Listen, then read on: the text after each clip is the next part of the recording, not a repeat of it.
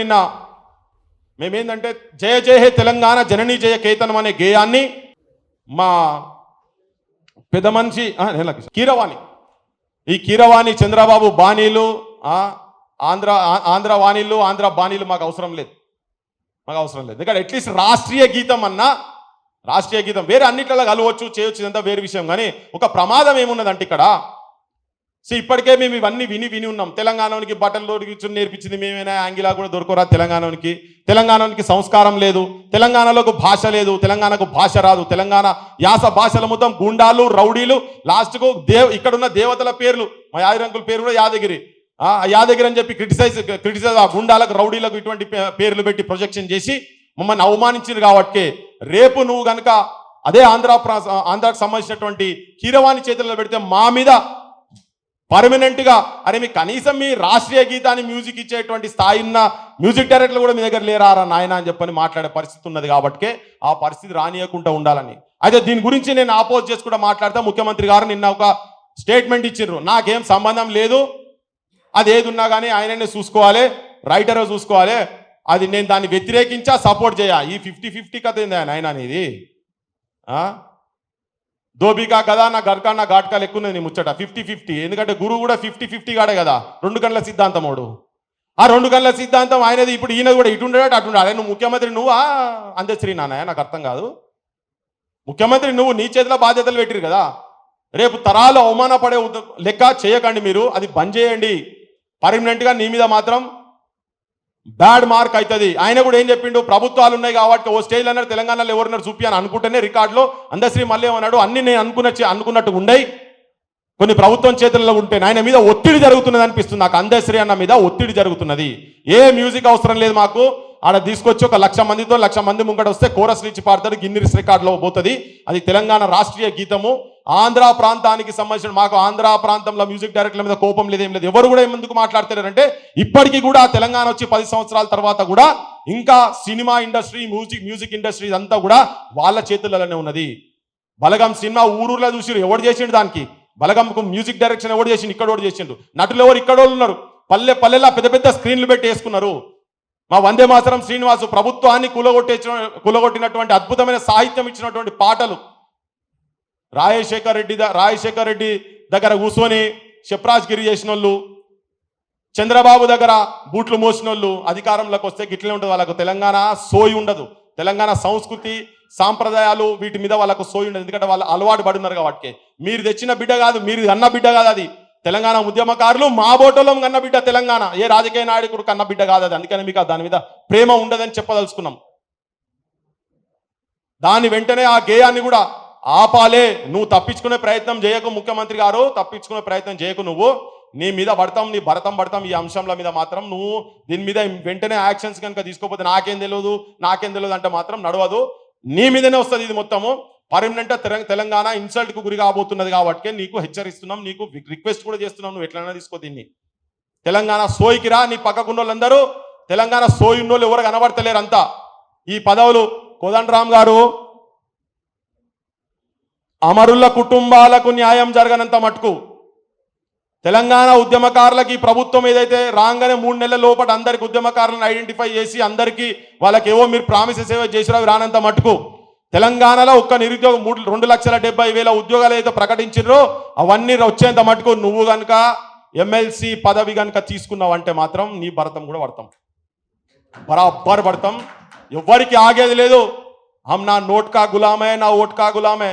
మా తెలంగాణ వాక్కు బరాబర్ మాట్లాడతాం, బరాబర్. ఈ కోదండరామ్తో పాటు ఉద్యమాలు తెలంగాణ అని చెప్పని అక్కడిక్కడ మీరు అందరు నాయన, మీరు ప్రొఫెసర్లు అయి లక్షల జీతాలు తీసుకొని ఇప్పుడు పెన్షన్లు తీసుకొని మీరు మళ్ళా మీకు కాటికి కాల్ చాపే టైంలో మీకు పదవులు కావాలనే.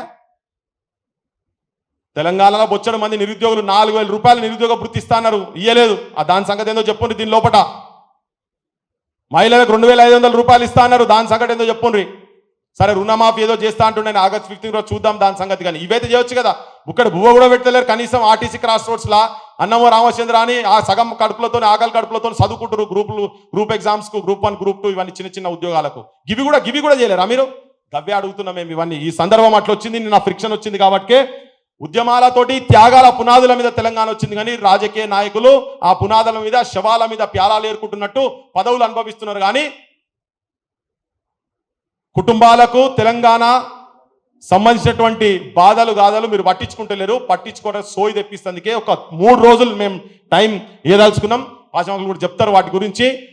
3 రోజులే టైం ఇవ్వదలుచుకున్నాం. దాని లోపల మీరు అట్లీస్ట్ కుటుంబాలన్నా వీళ్ళ మళ్ళొకసారి విజ్ఞప్తి, అది చేయకపోతే మాత్రం మేము ఏం చేయగలుగుతామని మీరు అనుకుంటున్నామో.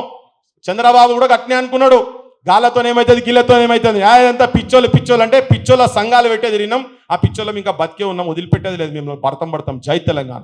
నిన్న మేమేందంటే జయ జయ హే తెలంగాణ జననీ జయ కేతనం అనే గేయాన్ని మా పెద్ద మనిషి కీరవాణి, ఈ కీరవాణి చంద్రబాబు బాణీలు, ఆంధ్ర వాణీలు, ఆంధ్ర బాణీలు మాకు అవసరం లేదు.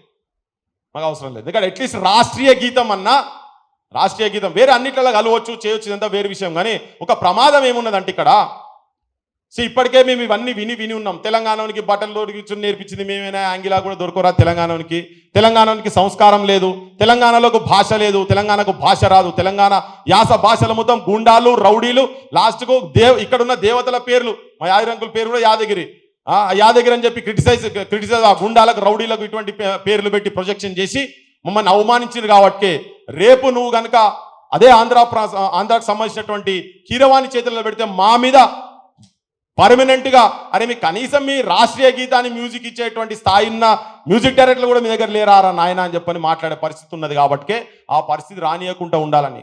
అయితే దీని గురించి నేను ఆపోజ్ చేసి కూడా మాట్లాడితే ముఖ్యమంత్రి గారు నిన్న ఒక స్టేట్మెంట్ ఇచ్చిండ్రు, నాకేం సంబంధం లేదు, అది ఏది ఉన్నా కానీ ఆయననే చూసుకోవాలి, రైటర్ చూసుకోవాలి, అది నేను దాన్ని వ్యతిరేకించా సపోర్ట్ చేయ. ఈ 50-50 కథ ఏంది ఆయన అనేది? దోబికా కదా నా గర్కా నా ఘాట్కా ఎక్కున్నది నీ ముచ్చట 50-50. ఎందుకంటే గురువు కూడా 50-50 గాడే కదా, 2 గంటల సిద్ధాంతమోడు. ఆ 2 గంటల సిద్ధాంతం ఆయనది. ఇప్పుడు ఈయన కూడా ఇటుండేట అటుండాలి. నువ్వు ముఖ్యమంత్రి నువ్వా అందశ్రీ నాన్నయ్య? నాకు అర్థం కాదు. ముఖ్యమంత్రి నువ్వు, నీ చేతిలో బాధ్యతలు పెట్టిరు కదా. రేపు తరాలు అవమానపడే లెక్క చేయకండి మీరు, అది బంద్ చేయండి.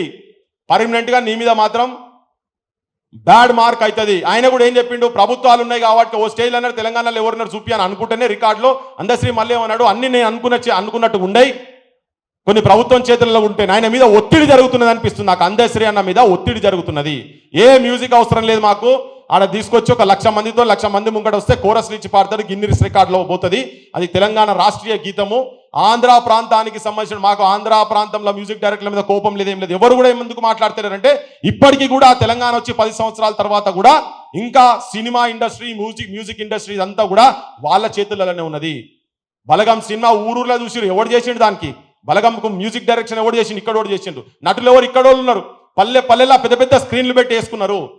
మా వందే మాతరం శ్రీనివాసు ప్రభుత్వాన్ని కూలగొట్టినటువంటి అద్భుతమైన సాహిత్యం ఇచ్చినటువంటి పాటలు. రాజశేఖర్ రెడ్డి దగ్గర కూర్చొని షప్రాజ్గిరి చేసిన వాళ్ళు, చంద్రబాబు దగ్గర బూట్లు మోసిన వాళ్ళు అధికారంలోకి వస్తే గిట్లే ఉంటుంది. వాళ్ళకు తెలంగాణ సోయి ఉండదు, తెలంగాణ సంస్కృతి సాంప్రదాయాలు వీటి మీద వాళ్ళకు సోయి ఉండదు. ఎందుకంటే వాళ్ళు అలవాటు పడున్నారు కాబట్టి. మీరు తెచ్చిన బిడ్డ కాదు, మీరు అన్న బిడ్డ కాదు అది. తెలంగాణ ఉద్యమకారులు మా బోటోలం కన్న బిడ్డ తెలంగాణ, ఏ రాజకీయ నాయకుడు కన్న బిడ్డ కాదు అది. అందుకని మీకు దాని మీద ప్రేమ ఉండదని చెప్పదలుచుకున్నాం. దాని వెంటనే ఆ గేయాన్ని కూడా ఆపాలే. నువ్వు తప్పించుకునే ప్రయత్నం చేయకు ముఖ్యమంత్రి గారు, తప్పించుకునే ప్రయత్నం చేయకు. నువ్వు నీ మీద పడతాం, నీ భరతం ఈ అంశంల మీద మాత్రం నువ్వు దీని మీద వెంటనే యాక్షన్స్ కనుక తీసుకోకపోతే నాకేం తెలియదు అంటే మాత్రం నడవదు. నీ మీదనే వస్తుంది ఇది మొత్తము. పర్మనెంట్ తెలంగాణ ఇన్సల్ట్కు గురి కాబోతున్నది కాబట్టి నీకు హెచ్చరిస్తున్నాం, నీకు రిక్వెస్ట్ కూడా చేస్తున్నాం, నువ్వు ఎట్లైనా తీసుకో దీన్ని. తెలంగాణ సోయికి రా. నీ పక్కకున్న వాళ్ళందరూ తెలంగాణ సోయి ఉన్నోళ్ళు ఎవరు కనబడతలేరు అంతా. ఈ పదవులు కోదండరామ్ గారు అమరుల కుటుంబాలకు న్యాయం జరగనంత మటుకు తెలంగాణ ఉద్యమకారులకి ఈ ప్రభుత్వం ఏదైతే రాగానే 3 నెలల లోపల అందరికి ఉద్యమకారులను ఐడెంటిఫై చేసి అందరికీ వాళ్ళకి ఏవో మీరు ప్రామిసెస్ ఏవో చేసిరా రానంత మటుకు తెలంగాణలో ఒక్క నిరుద్యోగం 2,70,000 ఉద్యోగాలు అయితే ప్రకటించారో అవన్నీ వచ్చేంత మటుకు నువ్వు కనుక ఎమ్మెల్సీ పదవి కనుక తీసుకున్నావంటే మాత్రం నీ భరతం కూడా పడతాం, బరాబర్ మాట్లాడతాం, బరాబర్. ఈ కోదండరామ్తో పాటు ఉద్యమాలు తెలంగాణ అని చెప్పని అక్కడిక్కడ మీరు అందరు నాయన మీరు ప్రొఫెసర్లు అయి లక్షల జీతాలు తీసుకొని ఇప్పుడు పెన్షన్లు తీసుకొని మీరు మళ్ళా మీకు కాటి కాల్ చాపే టైంలో మీకు పదవులు కావాలి నానే. తెలంగాణలో బొచ్చడు మంది నిరుద్యోగులు 4,000 రూపాయలు నిరుద్యోగ వృత్తి ఇస్తాన్నారు, ఇయ్యలేదు. దాని సంగతి ఏందో చెప్పుండ్రి. దీని లోపట మహిళలకు 2,500 రూపాయలు ఇస్తా అన్నారు, దాని సంగతి ఏందో చెప్పుండ్రి. సరే రుణమాఫీ ఏదో చేస్తా అంటుండే, ఆగస్ట్ 15 రోజు చూద్దాం దాని సంగతి. కానీ ఇవైతే చేయొచ్చు కదా.